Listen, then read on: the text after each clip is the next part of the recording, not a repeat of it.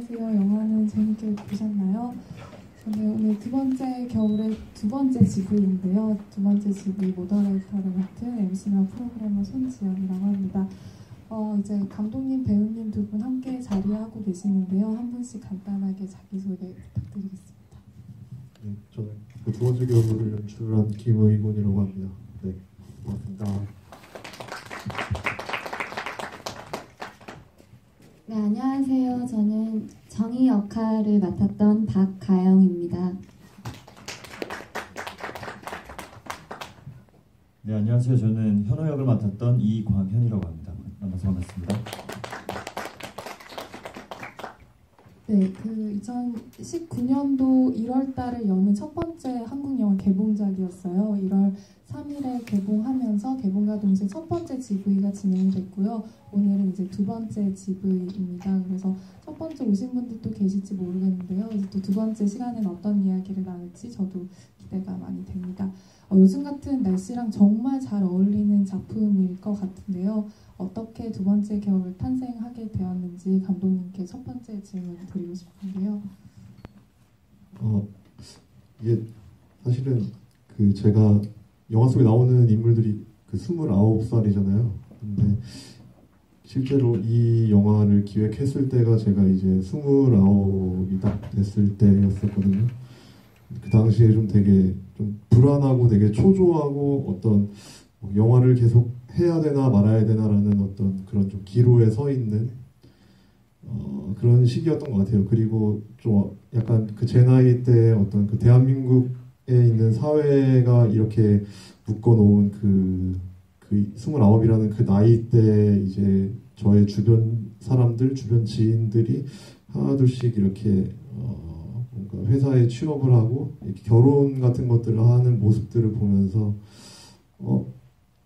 그리고 이제 결정적으로 이제 저의 그 가장 가까웠던 친형님이 이제 그 시기에 결혼을 하시게 되셨는데 사실은 그 되게 독신주의자일 것만 같고 결혼을 저보다 늦게 갈 것만 같고 결혼을 안 할 것 같은 저희 친형님마저도 이렇게 결혼을 갑자기 하루아침에 이렇게 하시고 이제 나가셨더라고요, 집을. 그래서 그런 모습들을 지켜보면서 나도 이렇게 좀 남들처럼 이렇게 좀 약간 평범하다라는 어떤 이런 그 틀 안에 나도 이렇게 좀 속할 수 있을까라는 약간 그런 고민들과 이런 불안들에서부터 이제 출발을 했던 거의 그냥 어떤 저의 살풀이 느낌으로 진짜 나는 영화밖에 찍은 적이 없었고 나는 할 줄 아는 게 이거밖에 없는데 나는 이제 뭘 해야 될 수 있을까라는 생각에서 이제 출발을 하게 된 영화입니다. 실제로 이 영화는 그 제가 그 집에서 독립을 하기 위해서 이제 좀 약간 모아놨던 독립 자금을 이제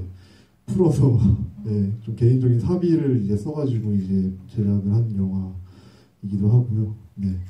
여전히 그 불안이 크게 사라진 건 아니지만 어쨌든 그렇게 좀 영화는 출발을 하게 됐습니다.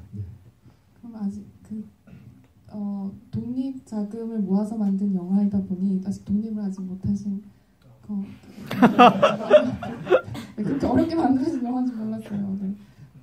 영화를 찍으면 좀 나아질 줄 알았는데 여전히 나아지는 건 없더라고요.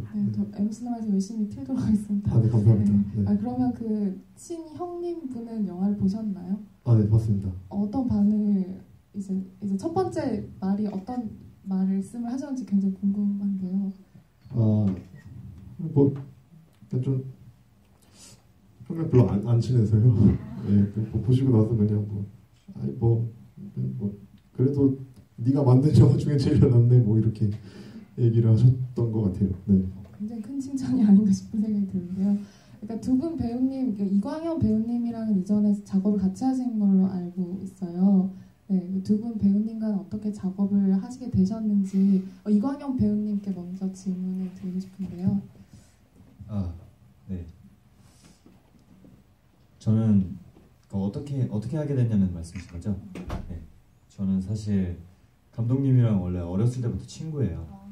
고등학교 때부터 친구였어가지고 저는 어떤 이제 다른 업종에 좀 꿈을 꾸고 있었고 이제 그렇게 살다가 이제 군대를 갔다 왔는데 이제 감독님이랑 어쩌다가 영화를 찍게 됐어요. 근데 이제 그게 저한테 터닝 포인트가 됐었던 거죠.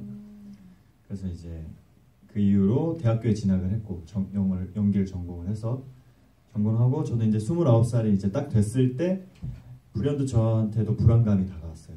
그래서 내가 남들보다 좀 더 늦게 시작한 것 같은데 나는 뭔가 좀 더 빨리 해야 되지 않을까 막 이런 조바심과 불안감들이 굉장히 컸었던 시기에 이제 감독님이랑 다시 연락을 하면서 제가 먼저 뭐 좋은 거 있으면 한번 같이 해보고 싶다. 나는 그때 어렸을 때 했었던 그 감정을 다시 느끼고 싶다. 뭐 이런 식으로 해서 감독님이 너가 맞을지 모르겠지만 그래도 기다려봐라. 뭐 좋은 소식 있으면 좋은 작품 있으면 자기도 한번 해보겠다. 뭐 이런 식으로 말씀을 주셔가지고 제가 여행을 갔을 때 이 시나리오를 처음 보게 됐어요. 근데 딱 듣자마자 무언가 너무 해보고 싶은 마음이 있었어요. 그래서 영화에 참여하게 되었습니다. 박하영 배우님은 굉장히 이색적인 표현을 쓰신 걸로 알고 있어요. 이제 시나리오를 처음 보자마자 슴슴한 평양냉면 같다라는 표현을 쓰셨는데요. 평양냉면 매니아분들에게 되게 많은 욕을 먹었어요. 너무 과찬을 했다고.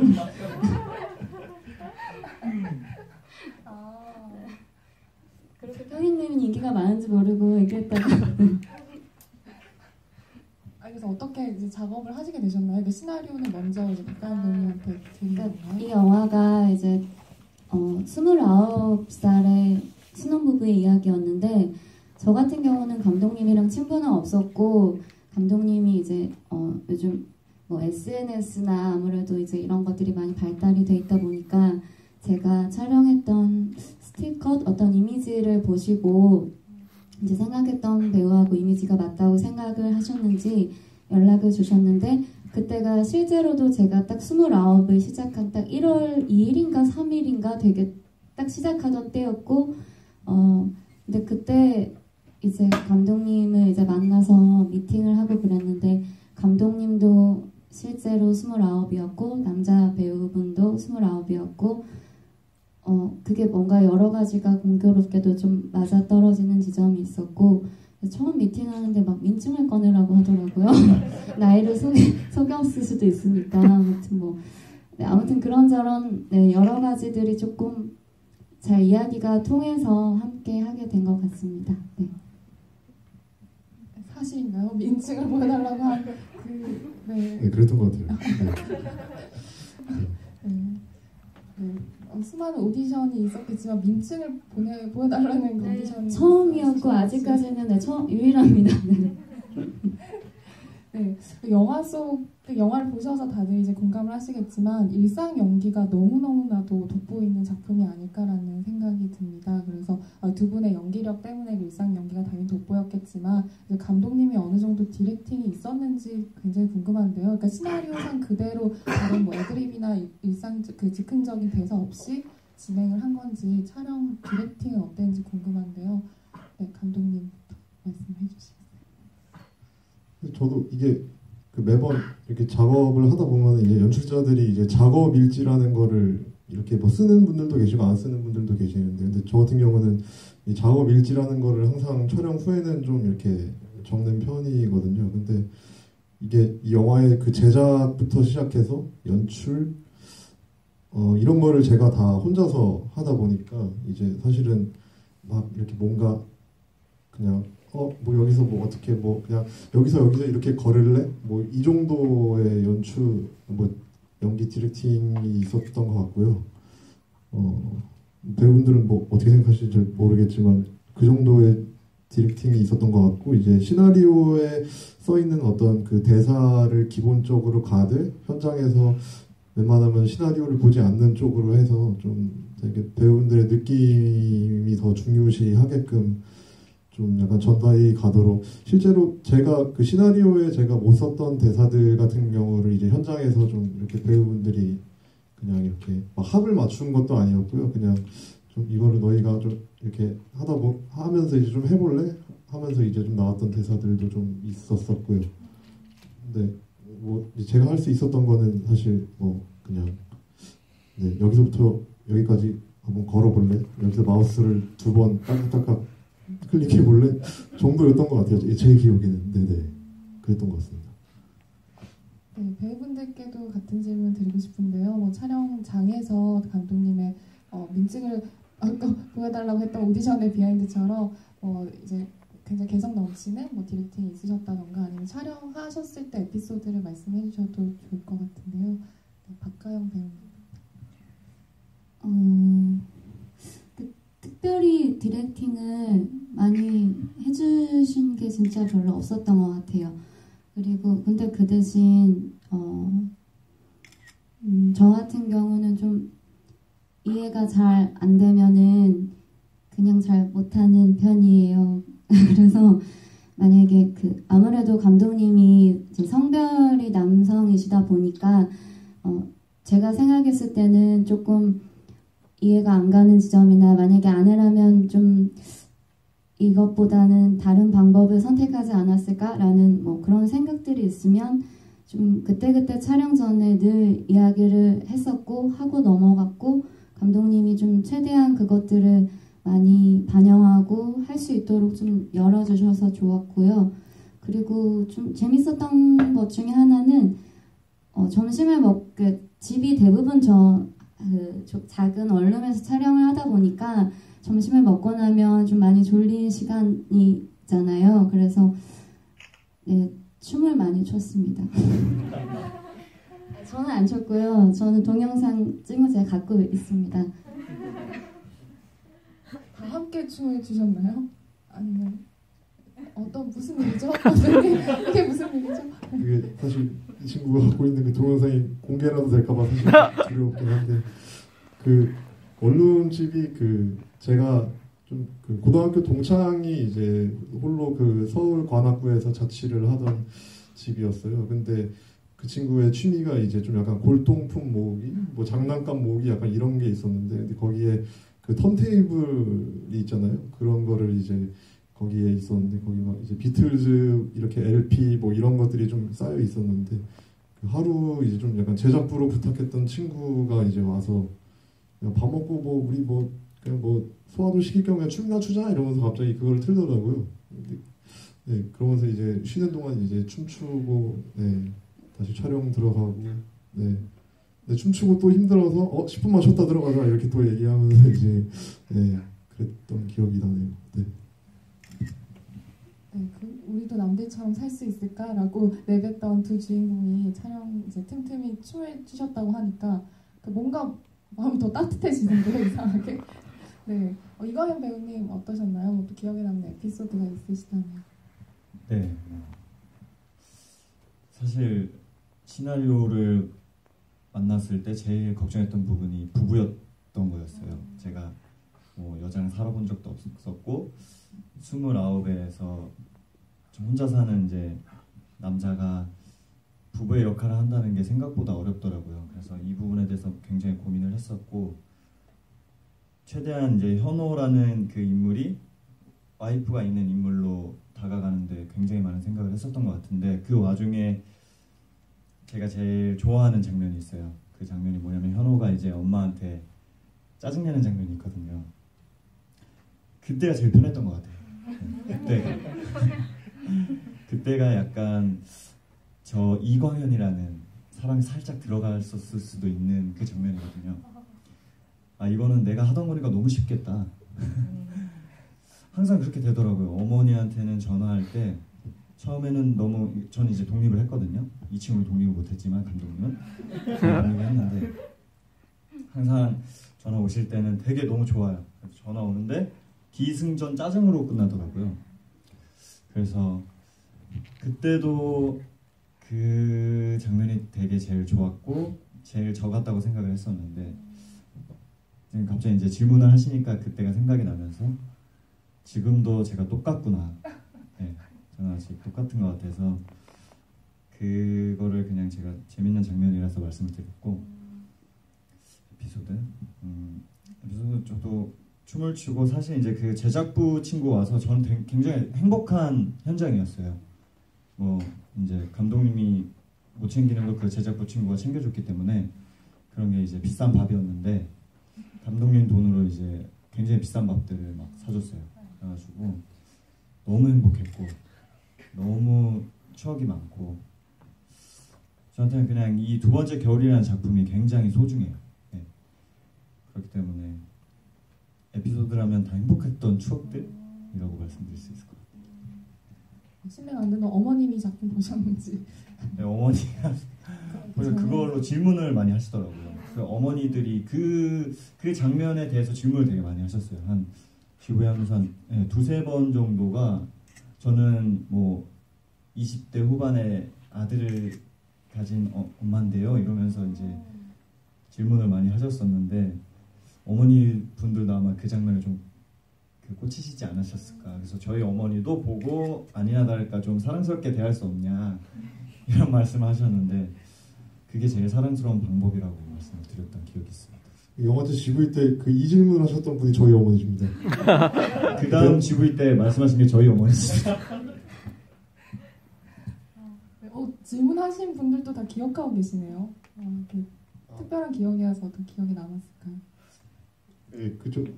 좀 저는 이제 그 사실 이 영화를 만들게 된 그 계기 아까 말씀하셨을 때 사실 저는 저 이광현 친구랑도 그렇고 23살 때부터 어쨌든 영화를 시작을 했고 단편 작업들을 좀 많이 해왔었는데도 불구하고 그 이전까지 관객분들을 만날 기회가 전혀 없었었어요. 전무였었거든요. 근데 이 두 번째 겨울이란 영화가 이제 저의 인생 첫 이제 관객들을 만나게 된 영화였었기 때문에 좀 계속 실제로 저희 셋이서 영화제에 갈 때마다 이제 그 영화를 계속 사실 감독들은 이제 영화 안 보고 이제 GV 때 이렇게 참석을 하거나 이런 경우가 종종 있었는데 저희는 영화를 다 보고 이제 그 관객석에서 내려와서 영화 보고 난 상태로 이제 GV를 하고 그랬었거든요. 그래서 막 순간순간 영화제 때 이제 GV 할 때마다 이제 관객분들이 하는 질문들 이런 것들을 계속 좀 생각이 좀 깊게 좀 많이 나는 편이에요. 네. 오늘 또 좋은 질문 하셔야 될 것 같은. 네.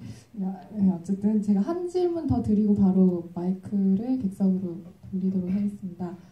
영화 속에서 저한테 개인적으로 너무 인상적이었던 게 바로 사운드였어요.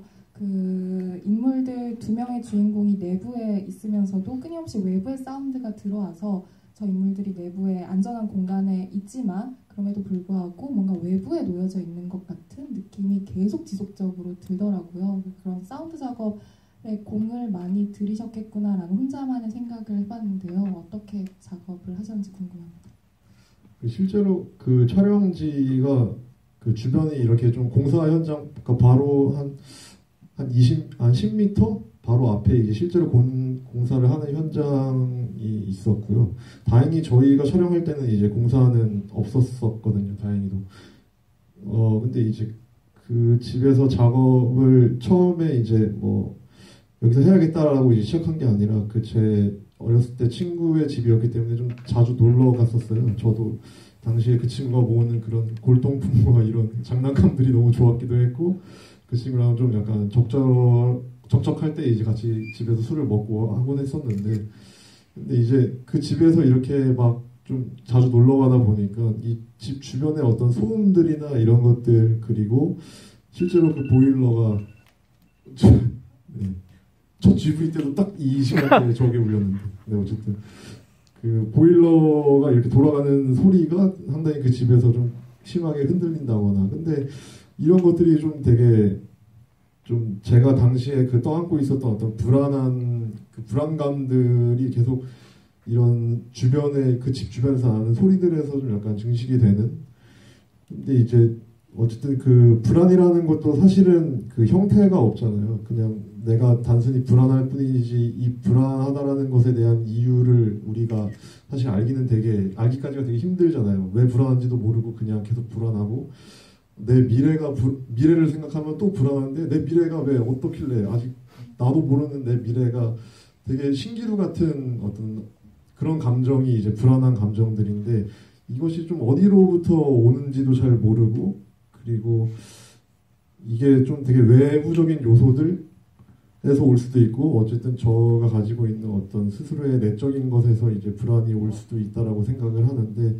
근데 이제 그 영화 속에 있는 현우와 정이라는 인물 같은 경우는 이제 사실은 이 두 사람이 감정을 좀 되게 알 수가 없잖아요. 좀 되게 너무 덤덤하고 영화 내내 이 사람들이 무슨 생각을 하고 있는지도 잘 모르겠는 것이 근데 좀 내가 이 집에서 이렇게 좀 들어왔었던 이런 소리들이 되게 뭔가 이 두 친구가 가지고 있는 그 내적인 불안함을 좀 이렇게 좀 더 영화적으로 되게 표현을 할 수 있을 것 같다라는 생각에, 그래서 실제로 이 영화를 처음에 기획했을 때, 이 이야기를 기획했을 때 사실 되게 독특한 이야기는 아니었었는데 어떤 사운드로 좀 약간 스토리텔링을 해보자 라는 것이 있었고요. 그래서 이 영화의 시작과 끝이 처음에 이제 기획했을 때 나왔던 게 보일러가 꺼졌다, 보일러가 켜졌다 였었거든요. 그래서 그렇게 좀 약간 이 두 사람, 현우와 정이라는 인물 두 사람의 이런 어떤 불안감을 좀 약간 사운드로 좀 표현을 하려고 했었습니다. 네.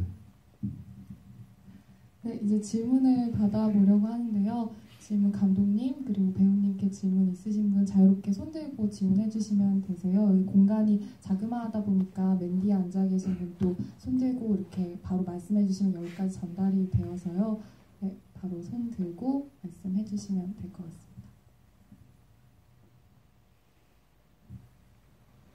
네, 그럼 제가 몇 가지 질문 더 드리고 네, 여기 네, 바로 두 번째. 영화를 참 재밌게 봤습니다. 그리고 공감도가 아주 깊은 그런 영화인 것 같아요. 저는 이제 좀 궁금한 게 몇 가지가 있어서 그런데, 보면 시나리오도 직접 쓰셨잖아요. 혹시 뭐 공동 작업이나 이런 거 없이 혼자 다 하셨는지 요거 하나 하고요. 그다음에 이제 영화 장면 중에 소파에 앉아가지고 그 죽는 기사를 보면서 나눴던 대화가 무슨 의미였는지 좀 궁금하고, 또 하나는 이제 그 원룸에서 보일러가 이렇게 있잖아요. 문을 열면. 근데 그게 이제 원래 그 집이 그랬던 상황이었는지 아니면 좀 세팅을 한 건지 이게 좀 궁금해서요.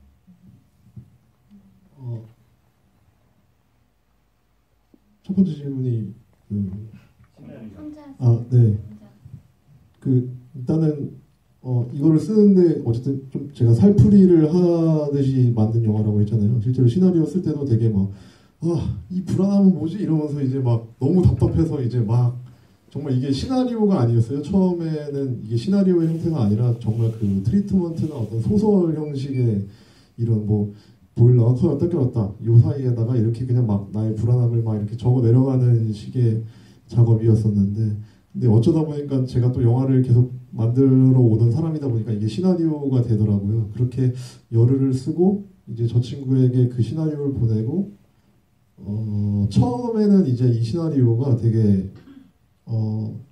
약간 현우 위주의 어떤 그런 시나리오였던 것 같아요. 근데 이제 그러면서 그럼 정의는 누굴까? 좀 이걸 좀 되게 많이 생각을 했었거든요. 근데 그 정의가 누굴까? 정의는 어떻게 생겼고 어떻게 말을 하고 어떻게 행동을 하는 사람일까를 계속 고민을 하다가 아까 이 박가영 배우가 말한 것처럼 이제 박가영 배우의 순회 사진을 보고 정의는 이렇게 생겼고 이렇게 이런 표정들이 있을 것 같다라는 생각에 이제 이 친구를 만나게 되면서 내가 이 정의라는 캐릭터에 대해서 내가 되게 몰랐었던 이유가 이렇게 현우에 대한 이야기처럼 나왔던 이유가 내가 이 정의라는 인물 그리고 여성에 대해서 정말 내가 무지하구나라는 거를 좀 느끼면서 좀 박가영 배우를 만나고 나서 좀 정의 캐릭터를 이렇게 좀 계속해서 좀 이렇게 맞춰 나가서 그러니까 좀 계속 만나서 대화를 하면서 이제 좀 시나리오가 몇 번 좀 고쳐졌었거든요.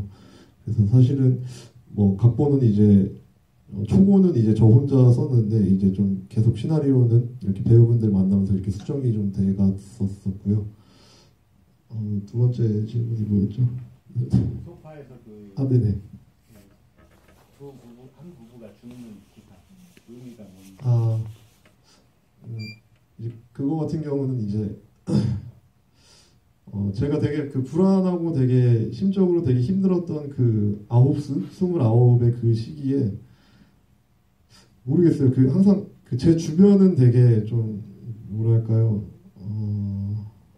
이게 막 그 이분법으로 이렇게 나누는 건 아니지만 좀 되게 보수적인 어떤 환경에서 제가 좀 태어나기도 했고 좀 자라왔었기도 했거든요. 근데 항상 이런 환경에서 자라왔던 저에게 이제 제가 이제 영화라는 예술을 한다라고 했을 때 주변 사람들이 늘 걱정하거나 했었던 말들이 예술하는 사람들은 원래 다 가난하고 배고프지 뭐 아 너는 뭐 그렇게 뭐 힘들지 뭐 좀 약간 이렇게 좀 제 어떤 고충들이나 이런 좀 되게 관객들을 막 몇 년 동안 영화 만들면서 못 만나고 하는 것들을 좀 되게 당연하듯이 이렇게 바라보시면서 좀 이런 얘기들을 좀 많이 들었었거든요. 근데 사실은 이제 그렇게 주변에서 뭔가 그 예술을 하는 사람은 되게 가난해야 되고 가난해야 어떤 막 이런 뭐 작업을 계속 할 수가 있고 그리고 얘네들은 뭐 아무튼 좀 이런 좀 잣대들 이런 것들이 너무 저한테는 너무 상처였고 너무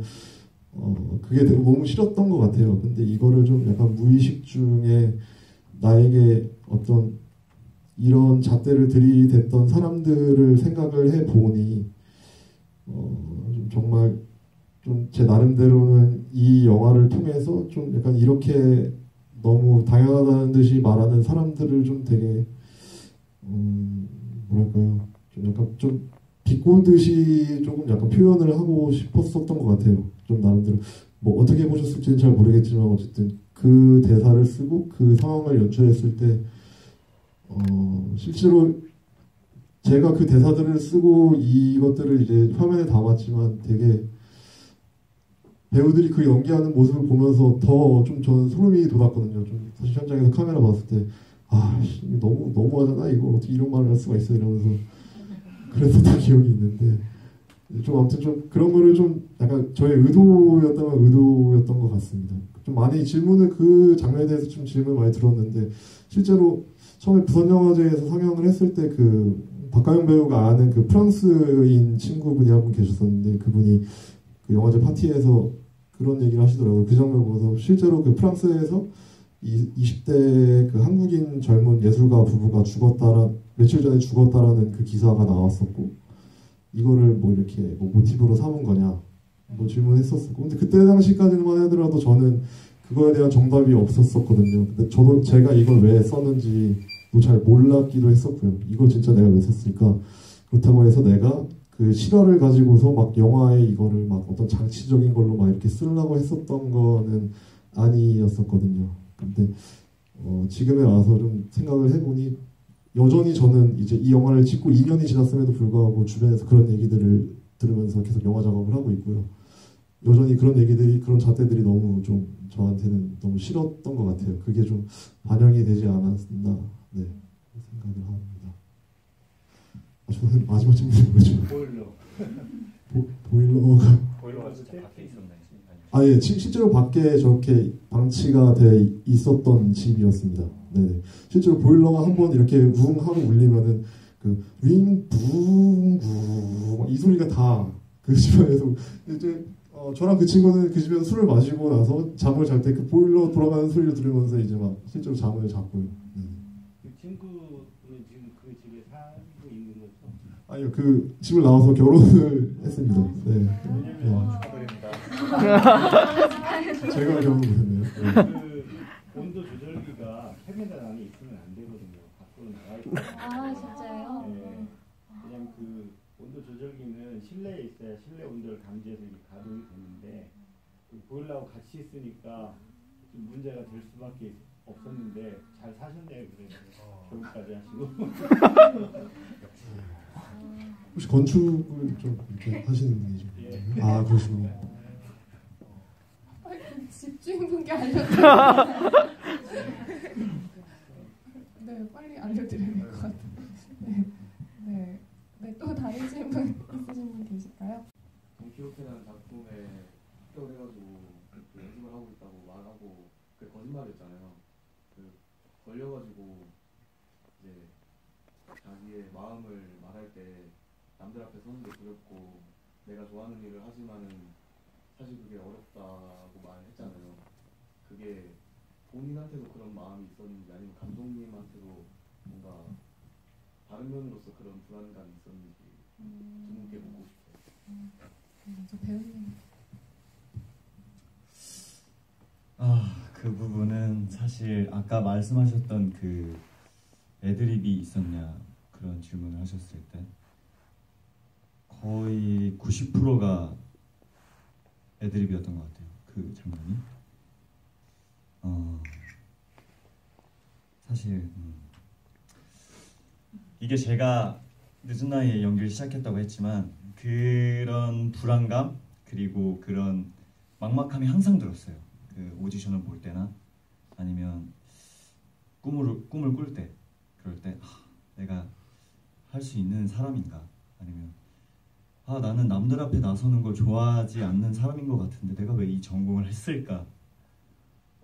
이 남들 앞에서 내가 어떻게 이걸 보여줄까? 뭐 이런 생각을 한참 하던 시기였던 것 같아요. 그래서 은연중에 제 마음도 나오지 않았을까라는 생각을 하는데, 그래서 현우한테 더 이해를 했던 것 같아요.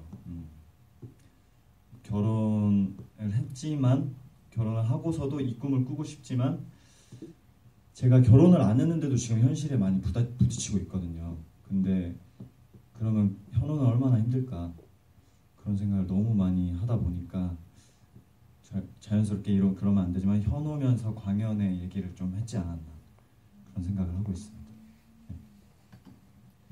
감독님 어떠신가요?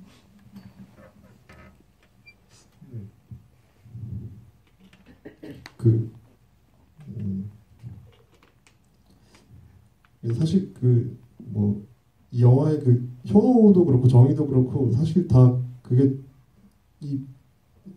다 저였던 것 같아요.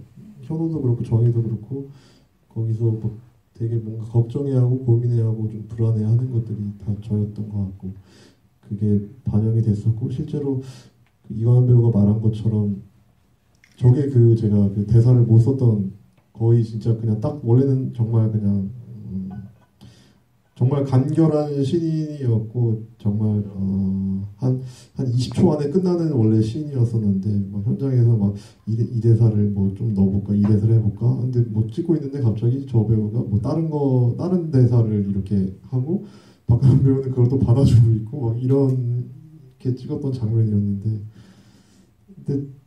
근데 저는 어쨌든 저것들이 다 이제 저의 어떤 불안감들 이런 것들이 계속 반영이 됐었던 것 같아요.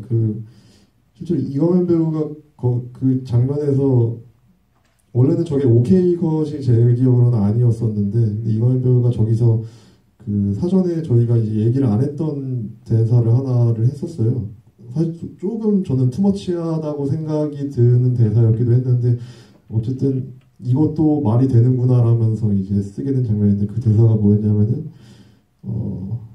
시작하기도 전에 진 느낌이야? 라는 대사였나요? 그 대사를 저 친구가 이렇게 얘기도 안 했는데 이렇게 현장에서 대사를 치더라고요. 그런 것들을 보면서 그냥 이 영화가 그래도 찍으면서 제대로 가고 있나 보구나.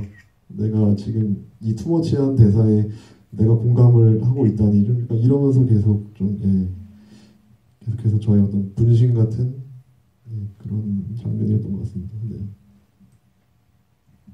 또 질문해 주실 분 아까 세 번째. 일단 영화 너무 잘 봤고요.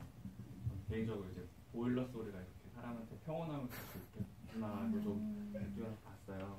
저하고 배우 두 가지인데, 첫 번째는 아까 감독님이 말씀하셨지만 이제 배우들의 감정을 좀 이렇게 드러내지 않고 좀 절제하고 슴슴한, 아까 배우님도 말씀하셨지만 슴슴한 평양냉면 같은 그런 감정 기조가 계속 있잖아요. 근데 저도 이제 나름 신혼부부지만 약간 되게 싸우는 경우가 가끔 있거든요. 근데 이제 현우 분이 거짓말을 하거나 약간 그럴 때 서로 긴장감이 좀 계속 좀 느껴졌거든요. 아니면 북유럽 같은 얘기를 혼자 되뇌일 때거나 그럴 때 약간 싸울 법도 한데 되게 그걸 잘 서로 이제 풀어 나가더라고요. 일부러 이렇게 싸운 장면 없이 감정이 대립될 수 있었을 텐데 그런 거 없이 흘러가는 거가 이제 의도하신 거가 첫 번째 이제 질문이고, 두 번째는 많이 들어보셨던 질문일 것 같긴 한데, 이 영화 제목이 두 번째 겨울인데 지금 보여지는 건 겨울이 지금 한 시즌밖에 없어서 혹시 두 번째 겨울이라고 지으신 이유가 궁금해요. 먼저 이거는 좀 약간 케이스 바이 케이스의 질문들이 좀 많았었는데, 실제로 영화 보면서 되게 답답해하셨던 분들도 많이 계셨었거든요. 차라리 화라도 내야지 이러면서 이제 보셨던 분들도 계셨고, 너무 그렇게 덤덤하게 이렇게 해서 되게 좋았다라는 분들도 계셨었는데, 근데 사실 이 영화가 되게 그 어떤 투머치하게 그 서로의 감정과 이런 것들을 드러내면서 이렇게 흘러갔던 영화였다면은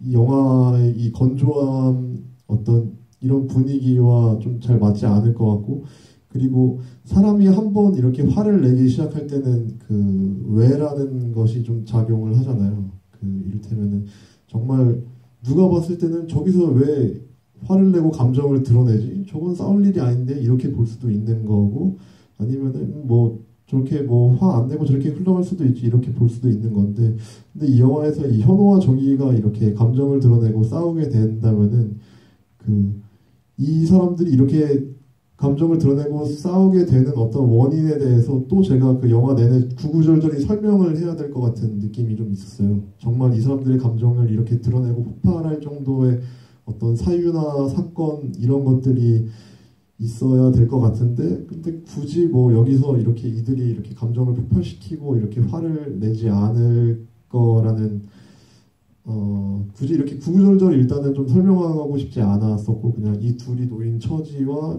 어떤 이런 것들에 좀 약간 집중을 해서 화면을 보시면은 이제 보통 우리가 극장에서 영화를 보게 되면은 이 사람의 혼자 있는 모습을 찍고 이 사람의 혼자 있는 모습을 찍어서 이거를 붙여서 이렇게 편집을 하잖아요. 근데 두 번째 경우 같은 경우는 이제 한 프레임 안에다가 이 두 사람을 이렇게 집어넣어서 좀 약간 두 사람이 한 명인 것처럼 이렇게 좀 약간 보여주고 싶었었거든요. 굳이 이렇게 쇼트를 나누지 않고 그냥 한 프레임 안에 이 두 사람이 있지만 이 두 사람이 좀 뭔가 그 일신공동체 같은, 뭐 왜 보통 보면은 되게 사랑하는 사람끼리는 이렇게 서로를 바라보는 것이 아니라 같은 곳을 바라본다고, 약간 이런 느낌으로 이제 좀 이미 그 영화를 초반부터 이렇게 구상을 했었고요. 죄송한데 두 번째 질문이 뭐였죠? 제목 제목이 이제 결혼 2년 차의 부부가 만든 이제 두 번째 겨울이라는 뜻에서 이제 두 번째 겨울이라는 제목을 지었고요. 그 결혼 2년 차에 이렇게 좀 저도 이제 결혼을 안 했었던 사람이었고, 그 어떤 같은 그 가족 말고는 다른 사람과 이제 살아본 적이 없었던 사람이라서 사실 그 부부의 생활들에 대해서 이렇게 좀 되게 좀 사전에 좀 조사를 좀 했었었거든요, 신혼부부님들의. 근데 정말 많은 분들이 얘기를 해주셨는데 1년 차까지 너무 좋다가 2년 차부터 뭔가 그 보이지 않는 갈등이 시작이 된다고 이렇게 좀 말씀하시는 분들이 좀 계셨었어서, 결혼 2년 차에는 그래서 그게 어떤 갈등이에요? 근데 우리도 모르겠어. 막 좀 약간 이렇게 말씀을 하시는데, 좀 약간 거기에 집중을 해서 이제 이 두 친구도 이런 갈등이 폭발하는 시기가 아닌 이런 갈등이 이제 좀 약간 시작이 슬슬 올라오는 시기, 좀 약간 이런 느낌으로 결혼 2년 차 부부가 만든 두 번째 겨울, 뭐 이렇게 제목을 지었습니다. 질문하신 분 실례가 안 된다면 결혼 1년 차이시는 거죠? 3년 차. 다행입니다. 괜한 걱정과 불안함을 끼쳐드렸을까봐 의심조사했는데, 다행입니다. 네, 어떠신가요? 역으로 한번 질문을 드려보고 싶은데요. 영화 속에 이제 결혼 2년 차 부부입니다. 결혼 2년 차를 겪으셨으니까 현실성이 좀 있으셨게 느끼셨는지. 당연히 공감도 많이 되죠. 왜냐면 제 친구들도 다 겪는 고민들이고, 이제 뭔가 결혼하면 책임감도 생기고, 이제 독립해서 자기만의 삶을 이제 같이 꾸려야 되는 거잖아요. 그래서 되게 힘든 점이 많죠. 그래서 공감도 정말 많이 됐고요. 3년 차라서 이제 좀 괜찮아졌는데.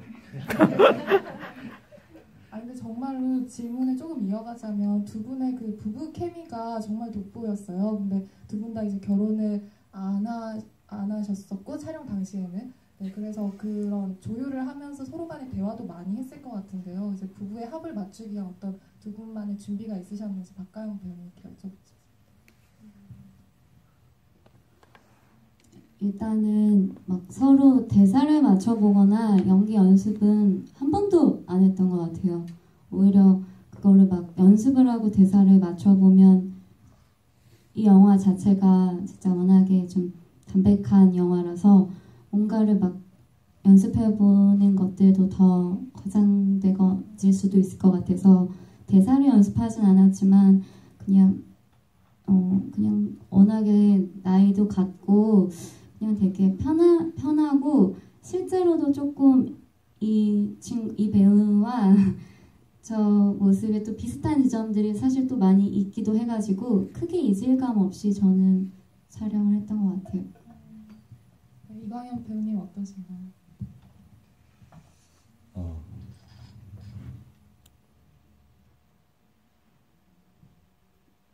네. 사실 이제 되게 그런 생각이 들어요. 좀 더 나아가서 얘기를 해보자면, 제가 지금은 이제 저도 현실과 그 꿈 사이에서 열심히 달리고 있는 상태인데, 가끔씩 그냥 하고 싶은 얘기도 없을 정도로 멍해지거든요. 그리고 가끔씩 무슨 얘기를 하고 싶은데 할 수 있는 용기가 안 생겨요.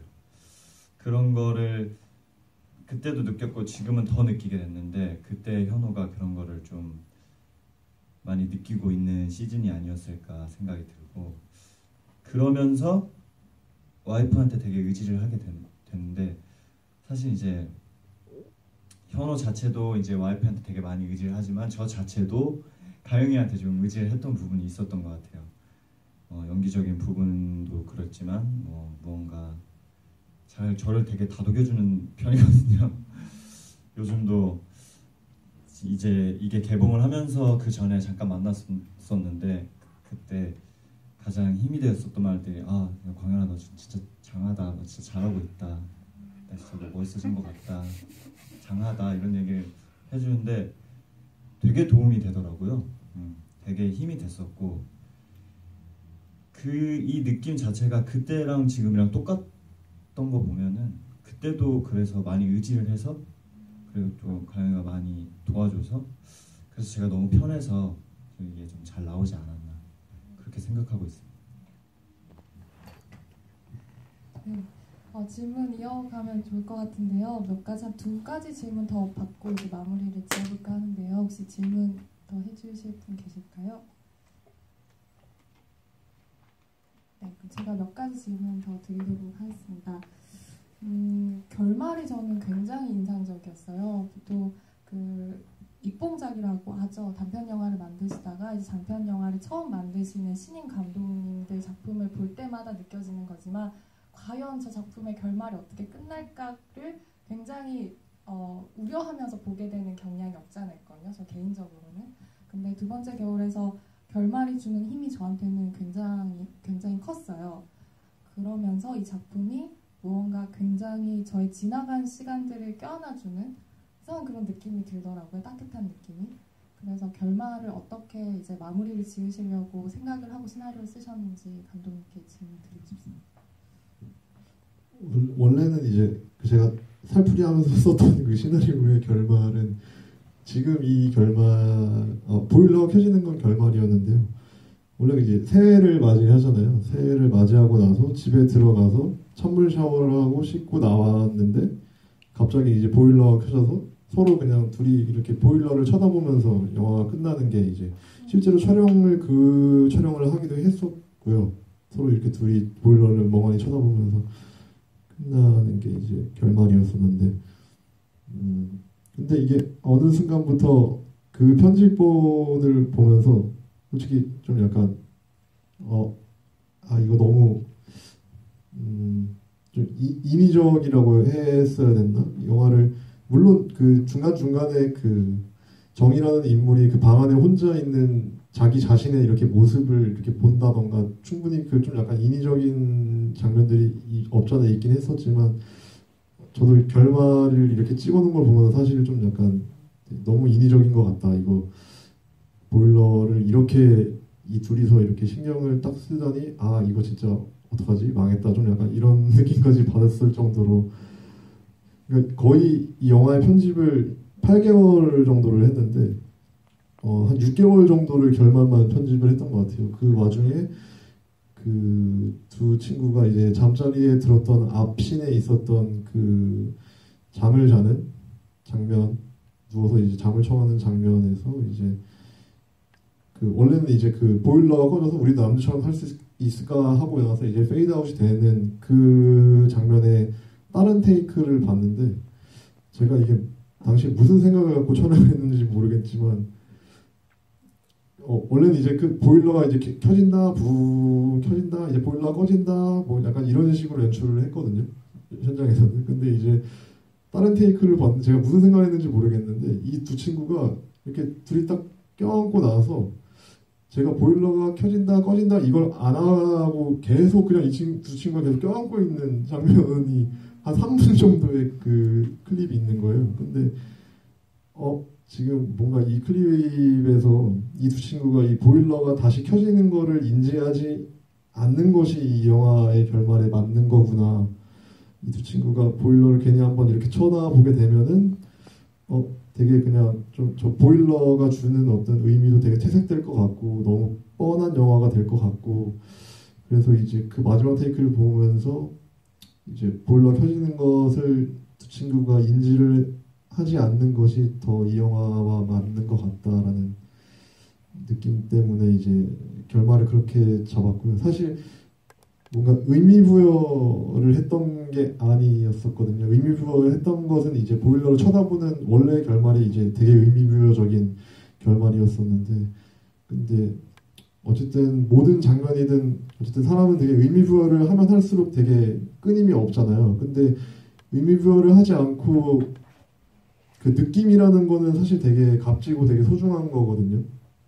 그 장면도 좀 어떻게 제가 의미부여를 하면서 이거를 이렇게 영화를 끝내야겠다, 이걸 이렇게 마무리 지어야겠다라는 것이 아니라 그냥 정말 느낌 하나로 그냥 이 친구가 이렇게 오랜 시간을 껴안고 보일러를 이렇게 인지하지 않는 거 그냥 느낌 하나로 좀 약간 영화의 결말을 지었던 것 같아요. 네. 그러니까 저는 그 마지막 장면을 보면서 저희 지나간 20대에 대한 그런 생각들이 들더라고요. 뭐 당연히 개개인마다 20대 시절을 추억하는 느낌은 다르겠지만 20대가 조금 뭐 뭔가 배고프고 뭔가 추웠던 것 같고 뭔가 불안하고 뭔가 막막한 그런 때잖아요. 그런 때를 그냥 두 명의 신혼부부로 표현해낸 영화인 것 같다는 생각에 그 마지막 장면이 주는 느낌 자체가 저희 지나간 20대를 그때가 춥든 배고프든 뭐 보일러가 꺼져서 외롭든 간에 지금 30대가 된 내 자신이 뭔가 따뜻하게 껴안아준다, 포옹해준다라는 느낌이 들어서 와, 이 작품은 정말 따뜻한 작품이구나. 제목은 두 번째 겨울이지만 따뜻한 작품이구나라는 생각이 들었던 것 같습니다. 그 생각을 하다 보니 이 작품이 굉장히 일상적이고 굉장히 평범한 톤을 유지하고 있잖아요. 그런 평범한 작품인데도 불구하고 울림을 주는 작품이 주는 내공이 굉장하다는 생각이 들었어요. 굉장히 자극적인 영화도 요즘에 너무 많잖아요. 자극적인 영화들이 큰 울림을 주는 건 어떻게 보면 쉽다라는 표현은 좀 그렇지만 그렇게 어렵지 않을 것 같아요. 그런데 일상적이고 평범한 작품이 큰 울림을 주는 건 굉장히 어려운 일 같다는 생각이 들었는데요. 그러면서 이제 혹시 뭐 시나리오 쓰시면서나 아니면 작품을 만드실 때 레퍼런스로 참고하신 작품이 있으셨는지 궁금합니다. 사실 그 영화 가장 많이 받는 질문 중에 그 영화 중에 하나가 저희 그 스승님이었던 그 장원재 선생님의 그 잠 못 드는 밤 얘기를 좀 많이 들었는데요.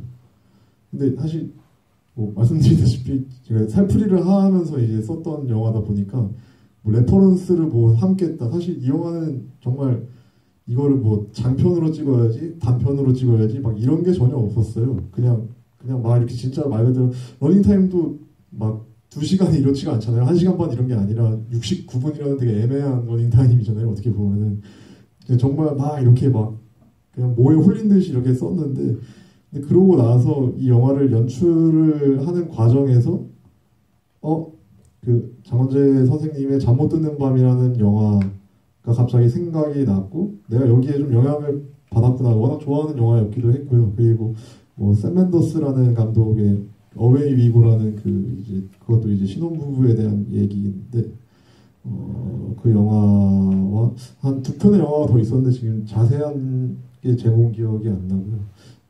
그 작품들에 좀 내가 알게 모르게 영향을 받았구나. 그래서 실제로 현장에서 촬영 감독이랑 이제 작업을 하면서 앵글을 잡았을 때 안 돼, 이거 잠 못 드는 밤 그걸 안 돼. 하면서 이제 막그 취피하기도 하고 이거 어웨이비보다 안 돼. 막 약간 이런 식으로 좀 약간 교묘하게 좀 약간 피해가면서 좀 작업을 했었던 것 같습니다. 네. 네.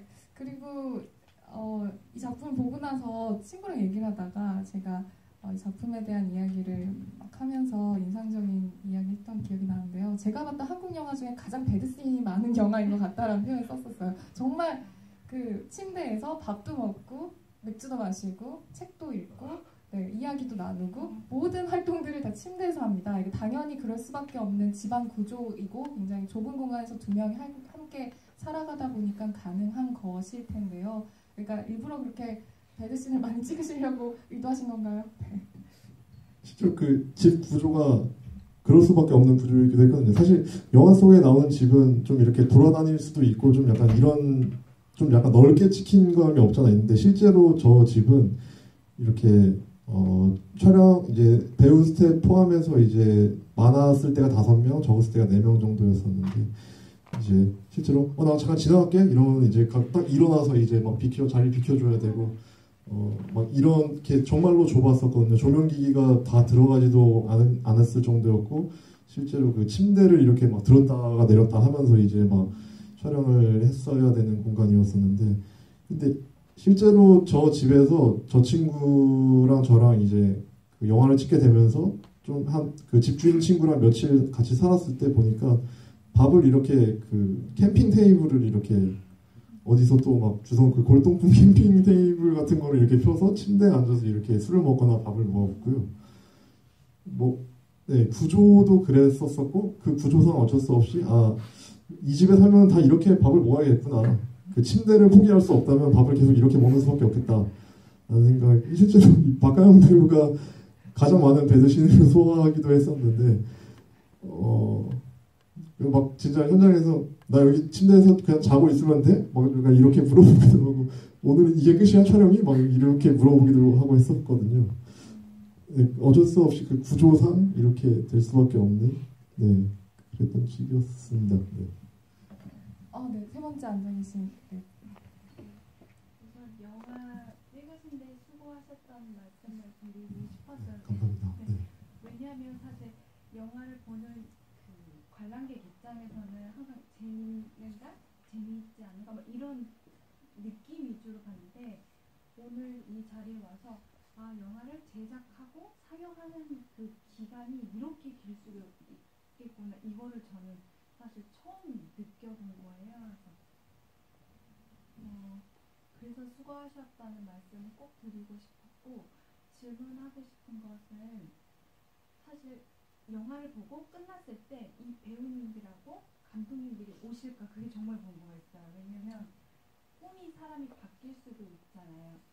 2015년부터 19년까지 이 배우님들 또는 이 감독님이 다른 그 자리로 이렇게 전환을 하셨을 수도 있는데 진짜 나오실 수 있을까 그게 궁금했거든요. 근데 이렇게 배우 자리를 유지해 주시고 또 감독님의 자리를 유지해 주시는 게 너무 신기했고 그 질문을 실례가 안 된다면 가운데 계시는 박가영 배우님께 어떻게 이렇게 이 시간을 배우라는 그 꿈을 잃지 않고 볼 수 있었는지 그게 조금 궁금해요. 엄청 어려운 질문. 일단은 이렇게 독립영화의 어려운 개봉을 응원해주셔서 진심으로 감사드리고요. 사실 저 같은 경우는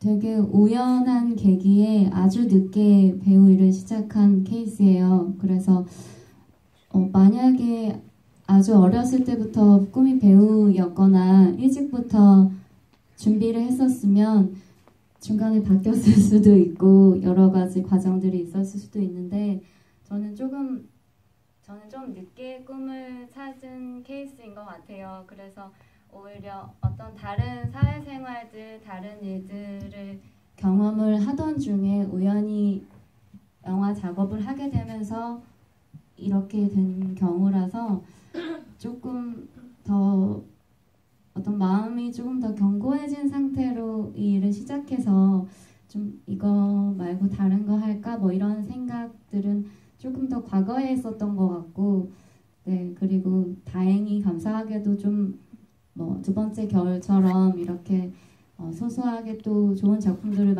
계속 좀 꾸준히 만날 수 있어서 다행히 작업을 계속 해오고 있습니다. 네, 감사합니다. 이어서 뭐 이광현 배우님도 같이 말씀해 주시면 좋을 것 같아요. 이거 됩니다. 생각을 어떤 생각이었죠? 꿈을 생각났습니다. 사실 이 질문이 굉장히 어렵고 좀 그래요. 네. 굉장히 어려운데 이제 뭐 남자 여자 따지는 건 아니지만 저 같은 경우에는 나이가 들면서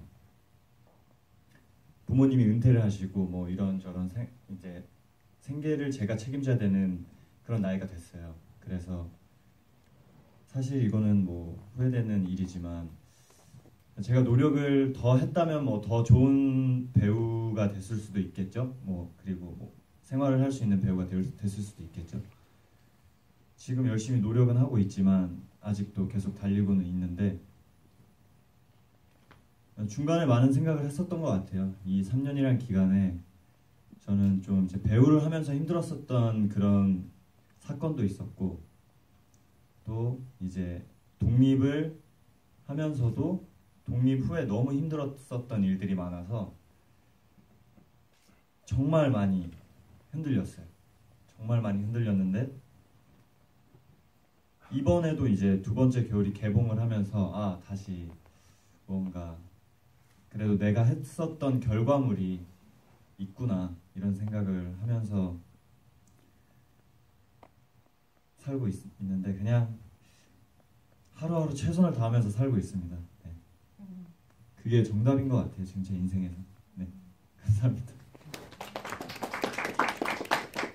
네, 감독님도 그러니까 이 작품이 2016년도에 제작이 완료가 되었죠. 그리고 2018년도 이제 12월 달에 개봉을 할 수 있는 여건이 되었는데요. 그간 뭐 2년 동안 마음고생 하셨을 것 같은데 어떠셨나요? 사실 이 영화가 저도 이제 뭐 안 그래도 영화 하나를 만들고 이렇게 관객분들을 만나는 게 처음이기도 했었는데 근데 이 영화가 개봉할 수 있을까라는 생각을 이제 좀 약간 힘들 수도 있겠구나라는 거를 좀 약간 2년 동안 해왔었거든요. 이게 처음에 영화제에서 상영이 되고 나서 이제 좀 약간 많은 배급사들을 만나면서 다녔는데 뭐 다들 이제 뭐 영화는 좋다라고 말씀을 하시지만 솔직히 많은 관객들을 만나기 힘든 영화다. 뭐 이제 개봉하기까지 뭐 돈이 얼마나 드는 줄 아냐. 편집을 다시 해라. 제목을 바꿔라. 감독 당신이 이제 뭐 이전에 무슨 뭐 단편 영화들로 이렇게 뭐 스펙트럼을 쌓아가지고 이제 당신이 쌓아올린 게 없이 이렇게 갑자기 툭 튀어나온 갑툭튀 영화다. 뭐 약간 이런 식의 좀 많은 얘기들을 들으면서 이제 이게 정말 이렇게 관객들을 만나는 게 정말 힘들고 이게 개봉을 하기가 너무 힘들고 심지어 제가 관객의 입장에서 그 많은 영화제들을 돌아다니면서 봤던 정말 좋았던 한국 독립 영화들이 개봉을 못하는 것들을 하나둘씩 지켜보면서 이 영화도 되게 힘들겠구나라는 솔직히 이제 뭐 배우분들을 되게 오랜만에 만나서 되게 좋은데 한 2년 동안 정말 좀 약간 볼 면목이 되게 없었어요. 저는 이거 그냥 이렇게 딱 여기서 이렇게 좀 끝나기 너무 아쉬운데 뭔가 좀 예고편도 있어야 될 것 같고 포스터도 있어야 될 것 같고 좀 뭐 온라인 플랫폼에서라도 좀 약간 만나면 되게 좋을 것 같고 막 이런저런 2년 동안 좀 많은 고민들을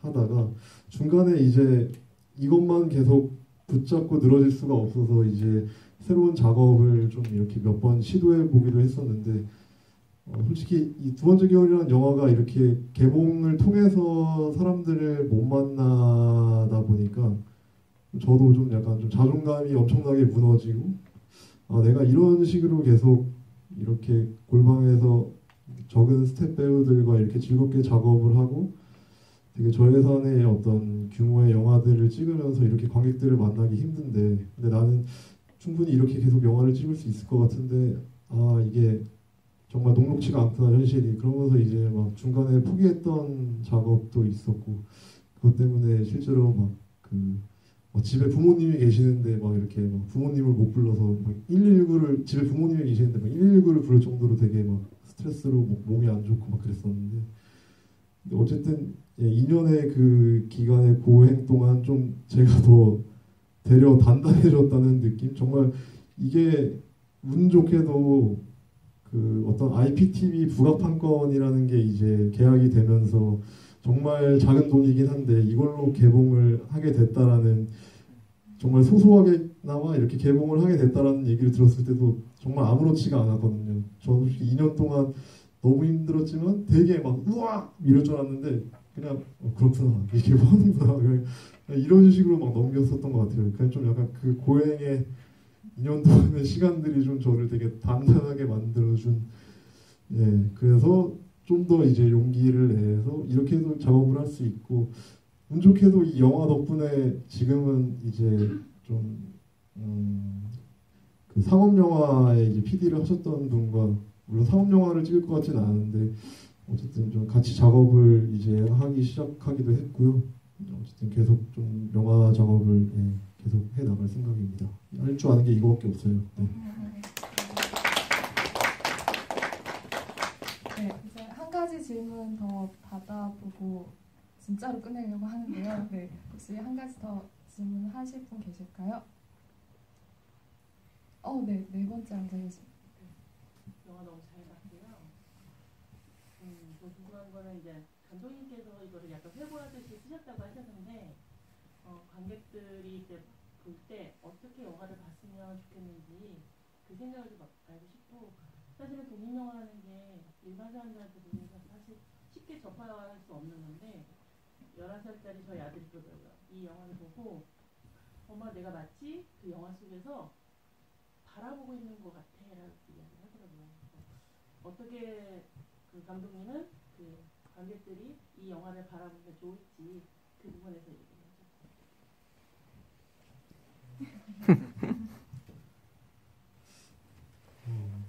사실 제가 그런 거를 생각 좀 약간 안 하고 영화를 만드는 사람이다 보니까요. 그러니까 저는 이제 어떻게 바라보면 좋을지 물론 그 모든 연출자들이 뭐 다 그렇진 않겠지만 이제 어쨌든 좀 약간 공감할 수 있겠구나라고 여겼던 것이 무엇이었냐면은 일단 제가 아는 감정이었어요. 확실히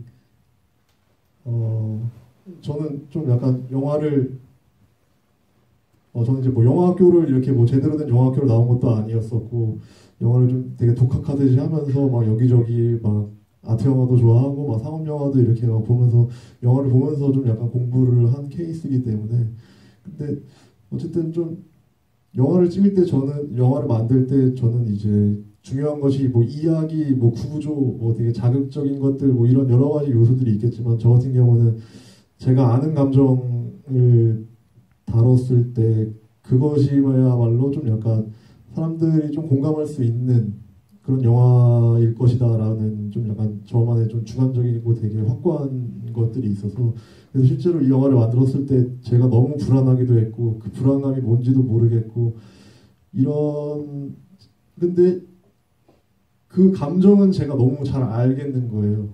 이 불안한 감정이 어디서 왔는지는 잘 모르겠지만 이 불안한 감정을 저도 다 알고 있고 이 불안이라는 감정 자체가 너무나 보편적인 누구나 다 느낄 수 있는 감정이기 때문에 뭐 사이코패스가 아닌 이상 정말 소시오패스가 아닌 이상 누구나 다 느낄 수 있는 감정이기 때문에 좀 나름대로의 그냥 사람들이 그래도 이 영화 보면서 좀 되게 공감할 지점이 있겠구나 그렇게 생각을 해서 영화 작업을 들어가게 됐고요.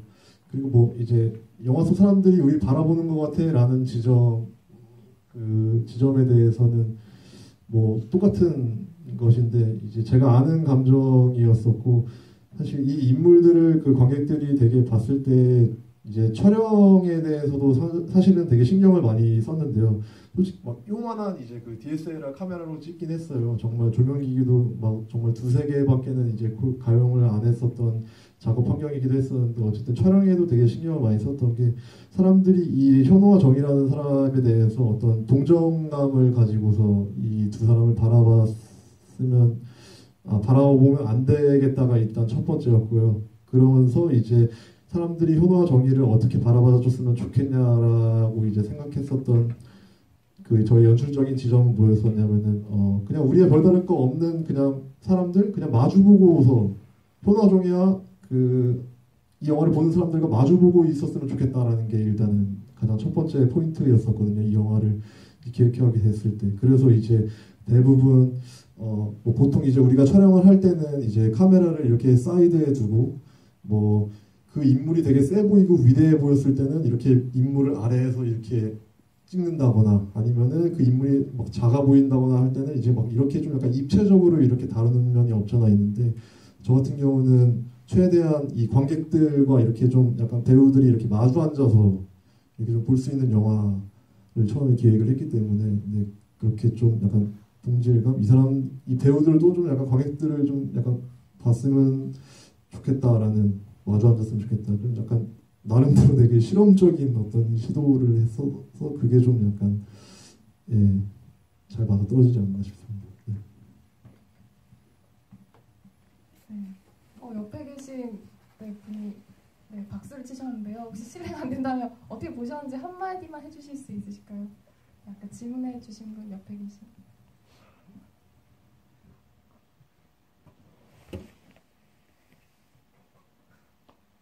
많이 쑥스러워하시는 것 같은데요.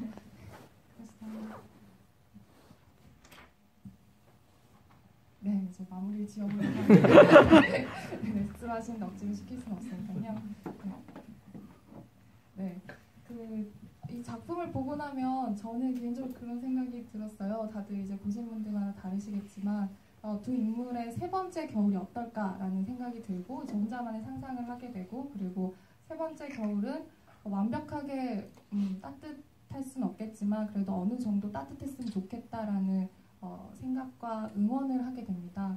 그런 측면에서 이제 다가올 이제 영화를 보게 되면 저도 이제 감정이입을 하면서 누구나 감정이입을 하게 되니까요. 다가오는 저의 시간들, 앞으로 2019년도의 시간들도 좀 따뜻했으면 좋겠다라는 생각을 품게 만드는 영화인 것 같아요. 그런 측면에서 2019년도 1월에 개봉을 하고 상영을 하고 관객들을 만나는 건 굉장히 의미 있지 않나라는 생각이 드는데요. 딱 거기에서만 그쳤는데 감독님과 배우님들을 만나보니 이제 감독님과 그리고 배우분들의 2019년도 더 따뜻해지셨으면 좋겠다라는 응원의 마음을 함께 가지게 되는 것 같습니다. 감독님과 이제 마지막 질문은 뭐 의뢰하듯이 감독님과 배우분들의 차기 작품에 대한 질문을 하려고 했는데요. 이미 다른 질문에 대한 답변을 해주시면서 저희한테 다 말씀을 해주신 것 같습니다. 그러면 오늘 자리를 이제 마무리하면서 감독님과 배우분들 한마디씩 마무리 말씀해주시면 좋을 것 같은데요. 우선 이강명 배우님.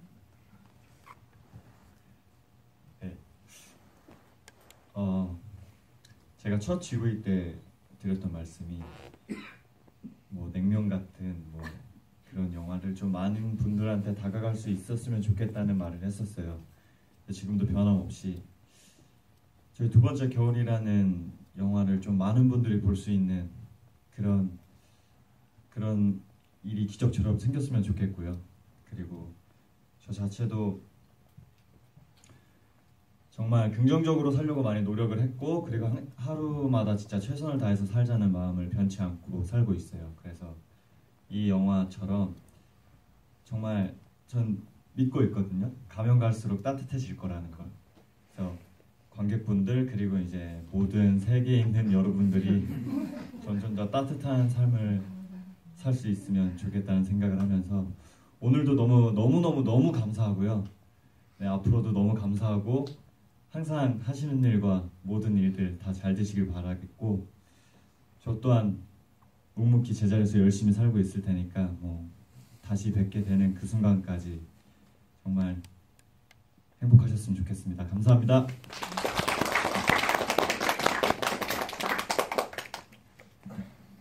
네, 저 또 이렇게 금요일 저녁에 너무 귀한 시간 내주셔서 정말 감사드리고요. 그리고 이렇게 뭐 특별하고 화려하진 않아도 하루하루 굉장히 소소하지만 좋은 일들 많으셨으면 좋겠습니다.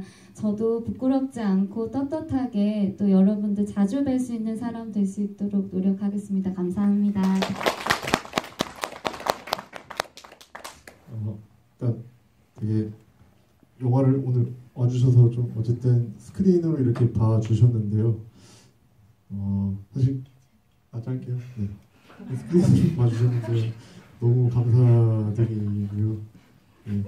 어쨌든 좀 되게 영화를 좋게 보셨다면 되게 운이 좋은 관객분들이라는 얘기를 하고 싶은 게 이제 스크린으로 이제 이 영화를 보실 날이 좀 많이 남지 않은 것 같아요. 그래서 자리에 와주셔서 너무 감사드리고 여전히 그 영화제 때도 제가 이제 좀 약간 말씀을 드렸지만 좀 작지만 좀 약간 되게 거대하게 다가올 수 있는 영화들 그런 영화들을 좀 계속 앞으로 작업을 해 나갈 것 같으니까요. 앞으로도 이 배우분들이나 저나 좀 차기 작업들에 대해서 좀 관심을 좀 많이 가져주셨으면 좋겠습니다. 네, 감사합니다. 네, 금요일 저녁 정말 붉은 시간인데요. 귀한 걸음 해주셔서 함께 자리 채워주셔서 정말 감사드리고요. 그리고 먼 걸음으로 또 함께 해주신 감독님 그리고 배우분들께도 진심으로 감사의 말씀을 드립니다. 이제 2019년도 들어온 지 얼마 안 됐는데요. 남아있는 2019년도 시간들 작품에서 뽑아낸 옹기처럼 따뜻한 일들만 많이 있으셨으면 좋겠습니다. 네, 진심으로 감사합니다. 감사합니다.